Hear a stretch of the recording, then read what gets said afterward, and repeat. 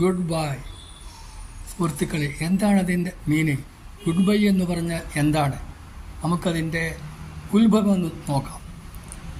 16-ാം നൂറ്റാണ്ടിൽ, കൃത്യമായി പറഞ്ഞാൽ 1580-ൽ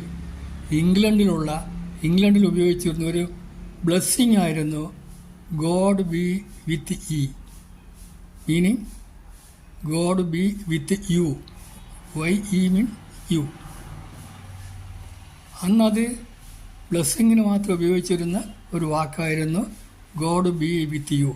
അതങ്ങനെ പറഞ്ഞ് കുറച്ച് കാലം കഴിഞ്ഞപ്പോൾ, കൊല്ലങ്ങളോളം കഴിഞ്ഞപ്പോൾ, വിത്ത് യു എന്നുള്ളത് BWYE എന്നായി.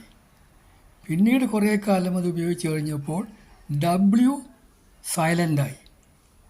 അപ്പോൾ ബാക്കിയുള്ളത് BYE, ബൈ.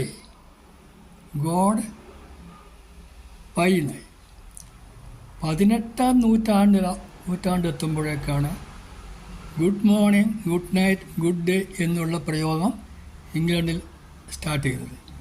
പൊതുവെ good day, good night, good morning എന്നൊക്കെ പറഞ്ഞു തുടങ്ങിയ ആൾക്കാർ, സാധാരണക്കാർ പറഞ്ഞു തുടങ്ങി. അപ്പോഴാണ് ഈ ഗോഡ് ബൈ എന്നുള്ളത്, BWY എന്നുള്ളത് W സൈലൻ്റായി BYE ആയി, ഗോഡ് ബൈ ആയി.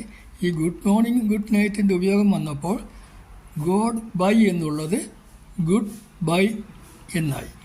അങ്ങനെയാണ് ഇന്ന് നമ്മൾ ഉപയോഗിക്കുന്ന ഗുഡ് ബൈയുടെ ഉത്ഭവം. ഓരോ പ്രാവശ്യവും ഗുഡ് ബൈ പറയുമ്പോഴും ഓർക്കുക, അതൊരു ബ്ലെസ്സിങ് ആണ്. ഗോഡ് ബി വിത്ത് യു എന്നാണ്.